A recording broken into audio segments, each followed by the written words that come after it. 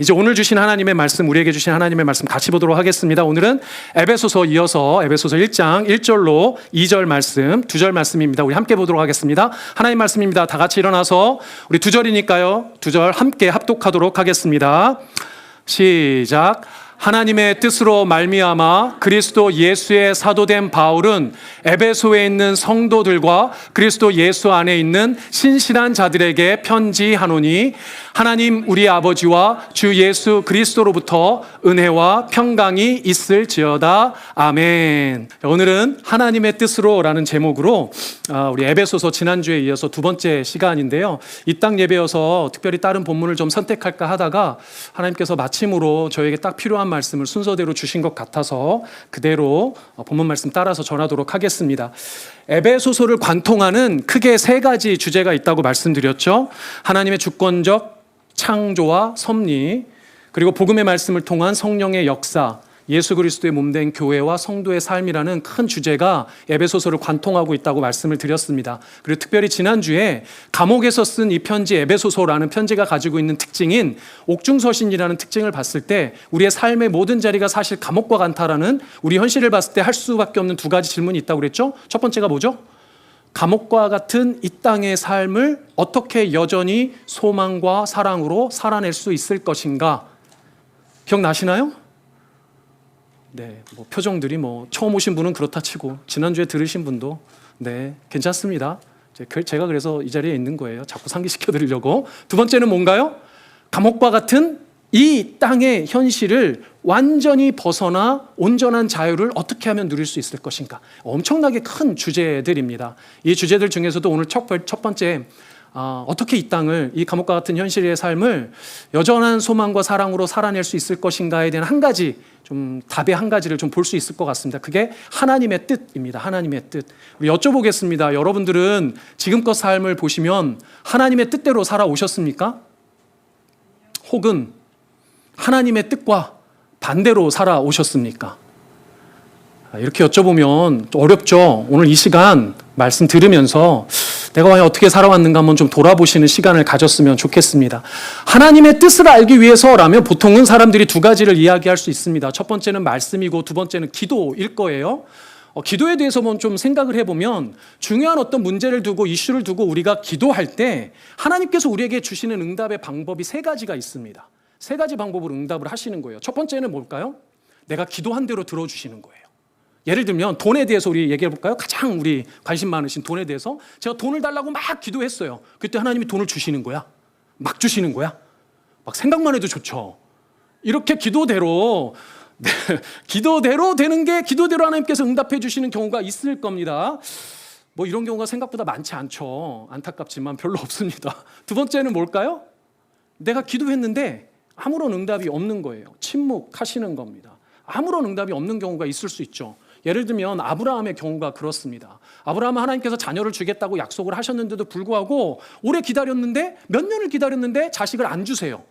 그래서 어떻게 했죠? 아브라함이 자기의 힘과 자기의 실력으로 아들을 낳아버렸죠. 그 아들이 누군가요?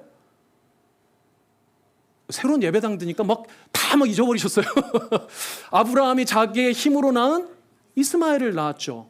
하나님의 뜻과 반대되는 뜻이었어요. 그랬더니 어떻게 됐습니까? 하나님이 침묵하셨어요. 하나님이 아무런 반응을 안 하셨습니다. 하나님께서 오랫동안 침묵하셨어요. 무려 몇 년을 침묵하셨습니까? 13년을 침묵하셨어요.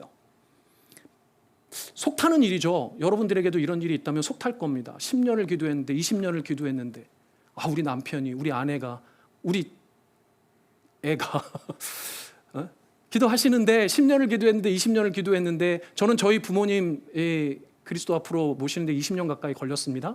한 20년 지나면요 다 까먹어요. 내가 기도했는지도. 그런데 그런 침묵 가운데 있으면 얼마나 답답하고 속이 탑니까? 근데 분명히 이유가 있겠죠. 세 번째는 기도한 것과 반대로 응답하시는 경우도 있어요. 돈을 달라고 기도했는데 그마저 있는 것도 뺏어가시는 거야. 헐, 이런 경우 있습니까? 겪어보셨습니까? 아마 오랜 인생을 사신 분들은 경험해 보셨을지도 모르겠어요. 아마 미칠 거예요. 어쩌면 하나님께서 그렇게 반대로 응답하시는 경우가 종종 우리가 겪는다면 아마 이런 생각도 들 겁니다. 하나님 정말 있는 거 맞아? 하나님 도대체 나한테 왜 이러셔? 하나님 나 싫어하시는 거 아니야? 나 미워하시는 거 아니야?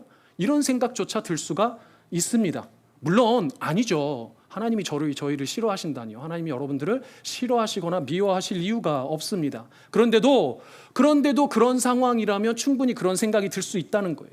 침묵하시는 것과 마찬가지로 하나님께서 기도에 반대로 응답하신다면 여러분 어떨까요? 이유가 있을 겁니다. 여러분이 여기까지 내용을 들으시면 기도의 응답이란 것이 아마 그럴 수도 있겠다라는 생각이 들 수 있어요. 그러나 저는 여러분들에게 이렇게 말씀드리고 싶습니다. 이 세 가지 응답이 다 이상해요. 이 세 가지 응답은 다 이상한 응답입니다.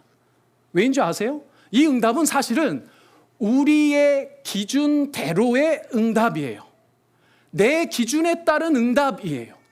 무슨 말이냐면 앞에 설명한 하나님의 응답이라는 것이 완전히 잘못 해석되고 있다는 겁니다. 무엇이 잘못되고 있나 봤더니 기도가 무엇인지에 대한 우리의 생각 자체가 잘못되어 있다는 거예요.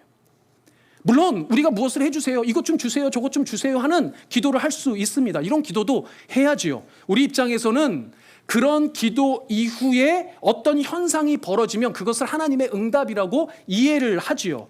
이게 아주 틀린 이야기는 아니지만 사실 이건 어린아이의 신앙과 같은 초등학생의 기도와 같은 겁니다. 우리의 기도가 이런 부분도 있을 수는 있지만 굳이 표현하자면 조금 더 성숙된 기도가 우리에게는 필요하다는 거예요. 여러분들은 이미 복음이 무엇인지 아십니다. 여러분들은 복음의 주체가 되는 예수가 누구이신지도 알아요. 여러분들은 살아계신 하나님이 누구이신지도 알고 그 하나님께서 여러분들 인생 가운데 어떻게 역사하시는지도 알고 계십니다. 그렇다면 여러분들에게는 조금 더 성숙한 기도가 필요하다는 거예요. 그 성숙한 기도를 한마디로 표현하면 따라해 볼까요? 하나님의 뜻을 구하는 것. 그게 기도예요. 내가 무엇인지 필요한 것을 구하는 것이 아니고 하나님의 뜻이 무엇인지를 구하는 게 기도라는 거예요. 내가 원하는 것, 내 뜻을 하나님께 관철시키는 게 기도가 아니라는 겁니다. 여러분들 하나님의 뜻을 물어본다고 하면서 기도하는 자리에 나아갈 때 여러분들 이미 마음엔 여러분들의 뜻을 가지고 나가잖아요. 여러분들의 뜻을 가지고 나아가서 하나님의 뜻과 뭘 합니까? 흥정을 하잖아요. 우리 지난 목요일 날 창세기를 공부하면서 야곱의 이야기를 했습니다. 흥정하는 인생. 우리 인간의 전형적인 삶의 모습이라고 했어요. 내 뜻을 하나님 앞에 가져가서 하나님의 뜻을 내 뜻과 흥정을 하는 겁니다. 그리고 주로 하나님의 뜻을 받아들이는 쪽으로 갑니까? 내 뜻을 관철시키는 쪽으로 갑니까? 내 뜻을 관철시키는 쪽으로 가는 거예요. 흥정하는 인생을 사는 겁니다. 그런데 사랑하는 여러분, 기도에서 진짜 중요한 것은 그 하나님의 뜻을 묻고 구한 하나님의 뜻에 아멘으로 순종하겠다는 결단과 다짐이 기도여야 하는 거예요. 그리고 그 뜻에 맞추어 살겠다라고 순종하겠다라고 할 때 하나님 저는 그런데요, 그럴 수 없어요. 저는 그런 능력이 없어요, 실력이 없어요. 그러나 하나님 순종하고 싶습니다. 어떻게 하면 순종할 수 있을까요? 저에게 순종할 수 있는 힘을 주시옵소서. 저에게 순종할 수 있는 방법을 가르쳐 주시옵소서. 이게 우리의 기도가 되어야 한다는 거예요. 하나님의 뜻을 구하여 깨닫고 순종한다면 하나님이 침묵하실까요?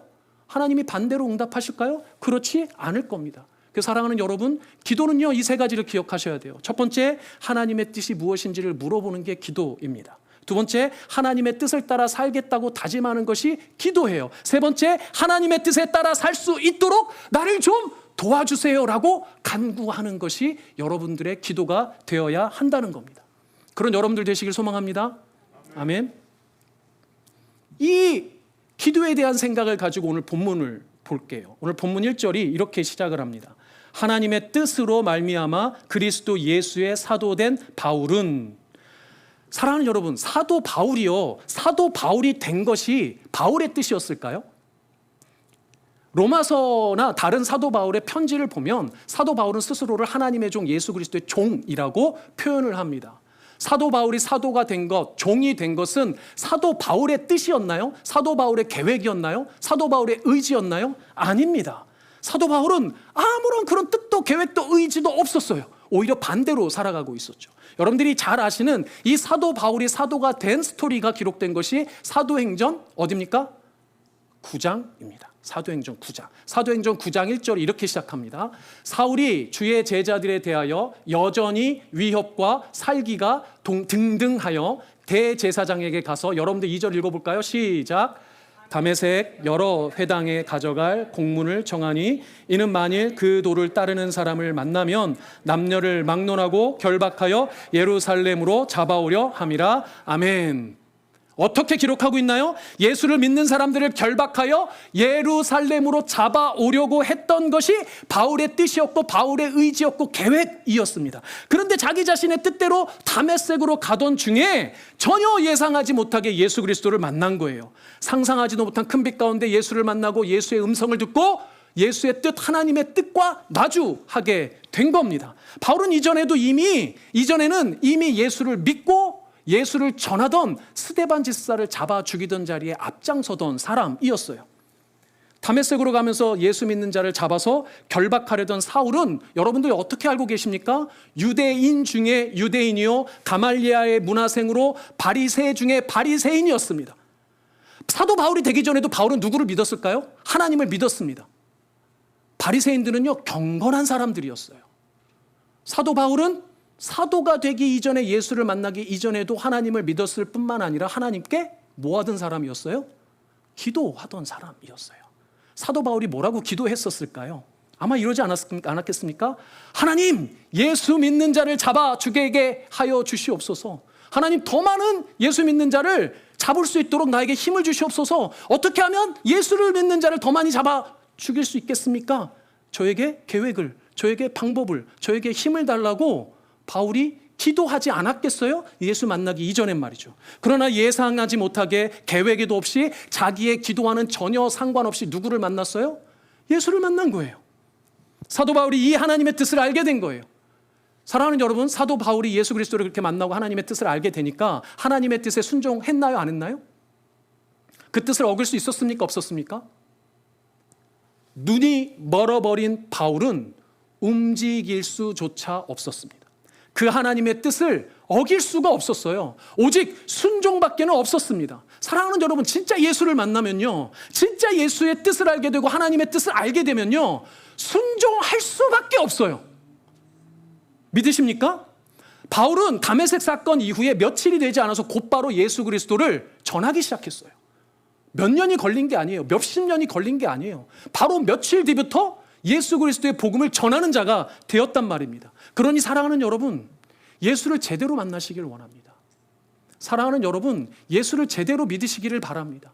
사랑하는 여러분, 여러분들이 진짜 예수를 정말 만났다면, 여러분들이 정말 예수를 믿는다면, 여러분들의 삶이 대충 예배드리는 것으로, 여러분들의 삶이 대충 이전보다 조금 변했다고, 여러분들의 삶이 대충 교회에서 일 좀 한다고 교만할 수 없을 거예요. 내가 정말 하나님의 뜻에 사로잡혀 있는지 여러분들이 진지하게 물어보셔야 하는 것입니다. 그리고 기억해야 할 것은 예수를 믿는 사람을 잡아 죽이던 죽음의 사람 바울이 예수로 말미암아 생명을 전하는 생명의 사람이 되었다는 거예요. 사랑하는 여러분도 그런 사람이 되시기를 주님의 이름으로 간절히 소망합니다. 좀 긴장하신 것 같아서 제가 물어보겠습니다. 여러분들 한지민이라는 연예인 아세요?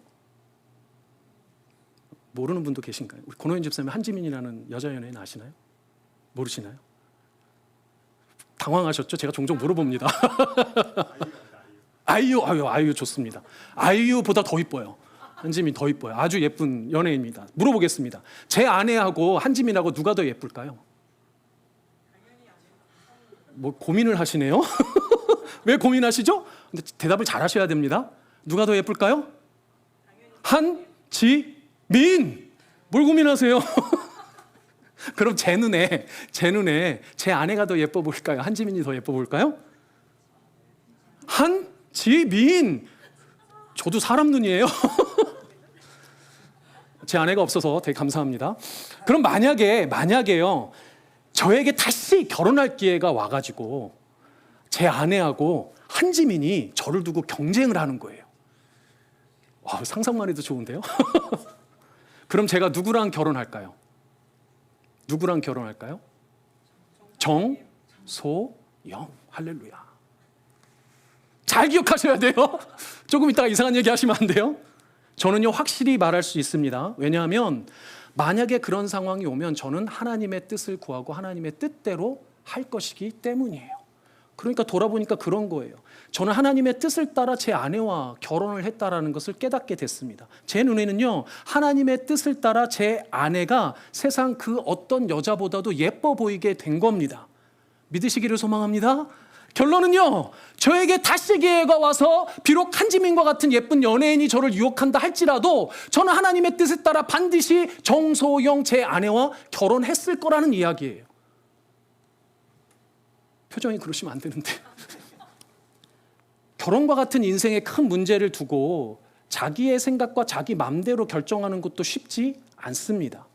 제가 그래서 얼마나 감사한지 몰라요. 저는 사실 제 인생을 정말 돌아보면 그때 당시에는 믿음이 없어서 뭐 결혼을 앞두고 기도도 별로 많이 못한 것 같습니다. 그런데 온전히 하나님의 은혜로 하나님의 뜻대로 제 기도의 양과 상관없이 전적인 하나님의 뜻과 은혜대로 제 아내와 결혼하시도록 인도한 거예요.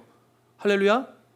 여러분들도 마찬가지인 줄 믿습니다. 저는 농담으로 이야기했지만 제 아내와의 결혼, 아니 제 삶이 모두가 하나님의 뜻대로 된 걸 믿습니다. 여러분의 인생도 마찬가지인 줄 믿어요.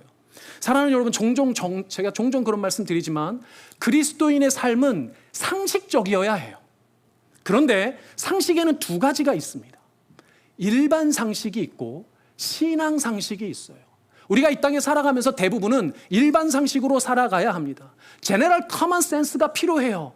90% 이상은 우리가 제너럴 커먼 센스로 살아가는 것이 맞습니다. 그런데 하나님께서 종종 우리에게 일반 상식이 아니라 신앙 상식을 물어보실 때가 있다는 거예요. 그 신앙 상식이 하나님의 뜻이에요. 바울이 된 것, 바울이 사도가 된 것, 하나님의 뜻에 따르는 것, 제가 아내와 결혼하게 된 그 사건은 하나님의 뜻이라는 말이에요. 신앙 상식에 따른 말입니다. 저는 오늘 이 설교를 준비하면서 바울 이야기를 다시 한번 더듬어 보는데요. 제가 목회자가 되는 과정이 계속 반추가 되었습니다. 제가 처음 샬럿츠빌에 발을 디딘 것은 약 12년 전입니다. 2012년 3월 15일에 샬럿츠빌 공항에 UVA 포스닥으로 오기 위해서 처음 발을 디뎠습니다.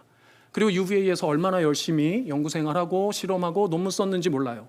그리고 조금만 더 있으면 제가 꿈꾸던 자리에 아마도 들어섰을 겁니다.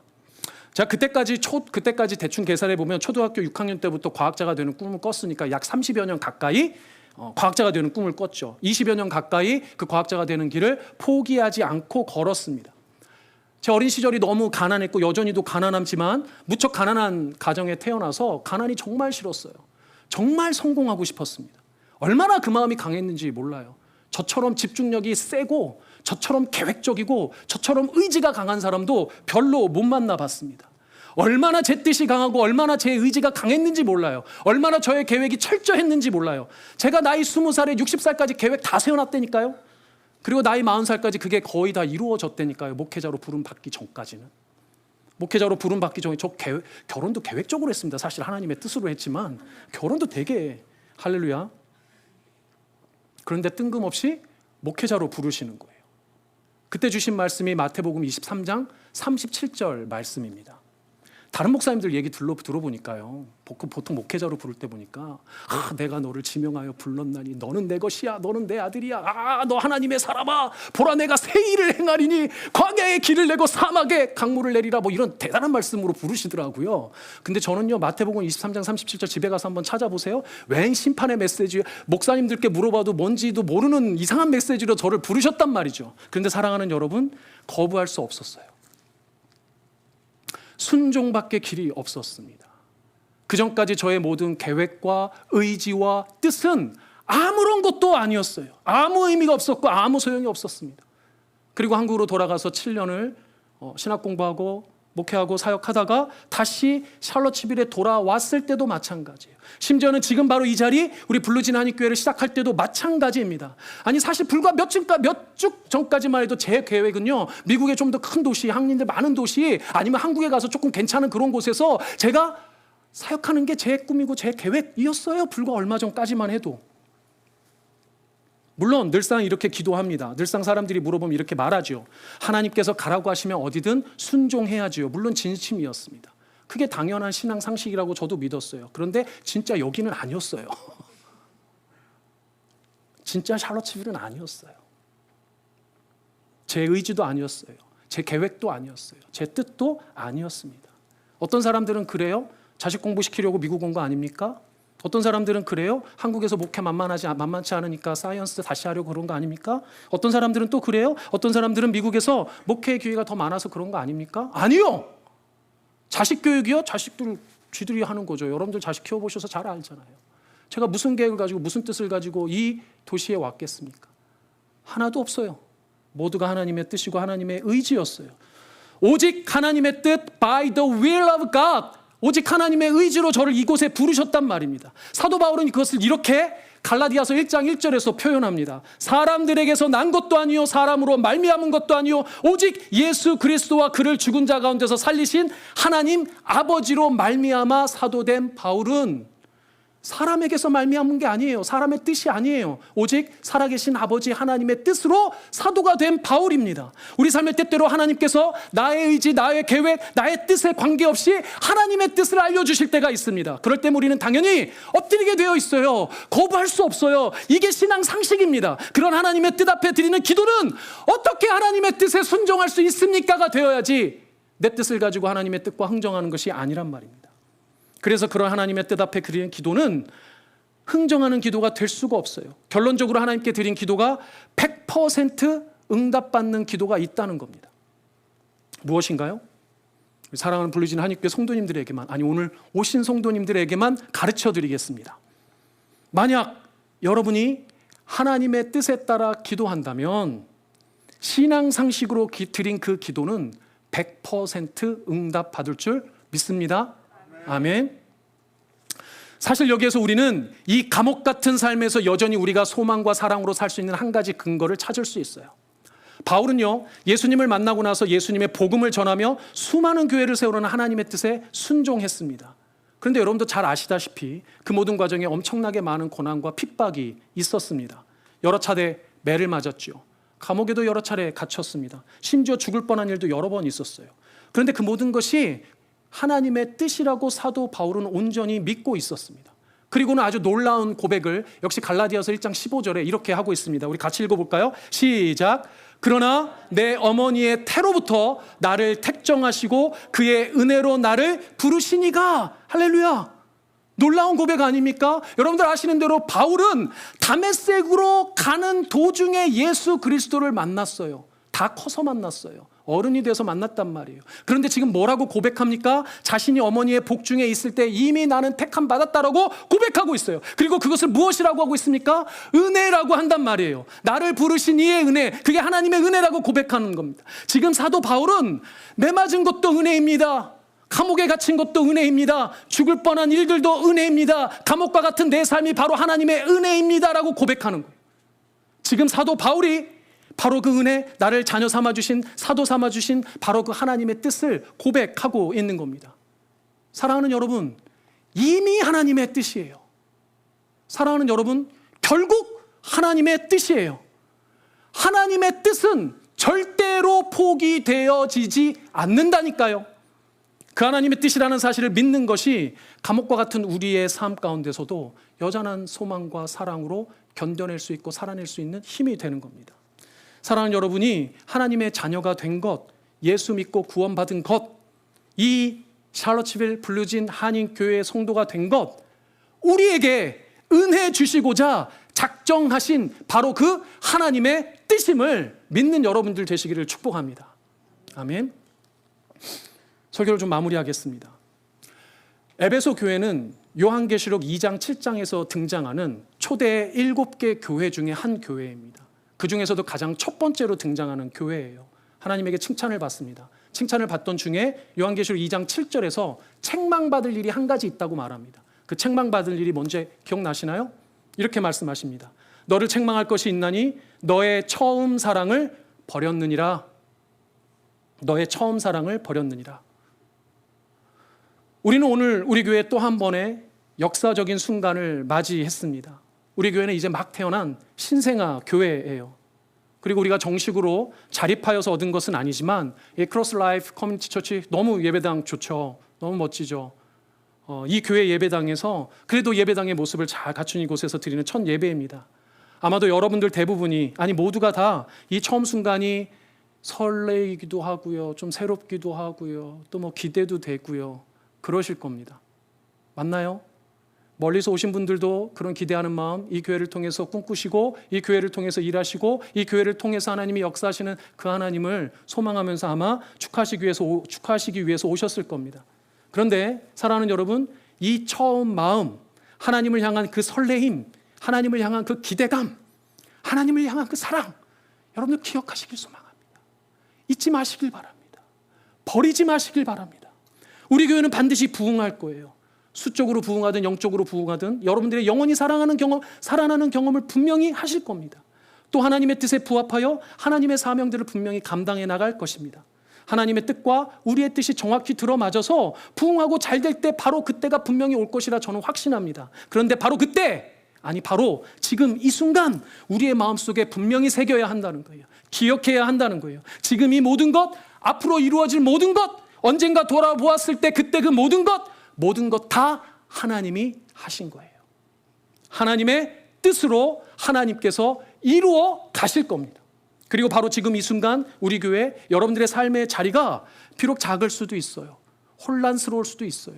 혼란 중에, 고난 중에, 하나님의 침묵 중에, 방황 중에 있을 수도 있습니다. 그러나 사랑하는 여러분, 여러분들이 하나님의 뜻 가운데 있음을, 우리가 있고 우리 교회가 있음을 믿으시기를 소망합니다. 하나님이 지금도 나를 위하여, 여러분들을 위하여, 우리 교회를 위하여 지금도 누가 일하세요? 하나님께서 일하시는 줄 믿습니다. 아멘. 설교를 4가지로 요약해 보겠습니다. 첫 번째, 기도는 누구의 뜻을? 나의 뜻이 아니고 하나님의 뜻과 흥정하는 것이 아니고 하나님의 뜻을 구하는 겁니다. 두 번째, 하나님의 뜻에 따라 구하는 기도는 반드시 응답받습니다. 하나님의 뜻은 절대로 포기되어지지 않고 어떤 상황에서도 반드시 이루어질 것입니다. 마지막 4번째, 그 하나님의 뜻으로 우리가 하나님의 자녀가 되었고 우리 교회는 하나님의 교회가 된 줄 믿습니다. 아멘. 우리 이 시간 오늘 말씀을 생각하면서 우리 함께 찬양했으면 좋겠습니다. 우리도 일하죠. 그러나 우리의 능력, 우리의 일, 우리의 실력, 우리의 방법으로 하나님께서 승리하시는 것 아닙니다. 우리에겐 보이지 않으나 우리보다 더 열심히 일하고 계시고 우리보다 우리의 삶에 더 좋은 것, 우리 교회에 더 선한 것을 알고 계신 그 하나님께서 일하시는 줄 믿습니다. 여러분들의 삶이 주가 일하시네 우리 찬양할 텐데요. 여러분들의 삶이 이 찬양의 가사처럼 어두워져 가는 시간, 빈들, 여러 가지 어떤 상황인지 모르겠습니다. 그러나 이 찬양할 때 여러분들 주님께서 나를 위해서, 우리를 위해서, 우리 교회를 위해서 일하심을 믿고 함께 믿음으로 기도하는 마음으로 찬양했으면 좋겠습니다. 날이 저물어 갈 때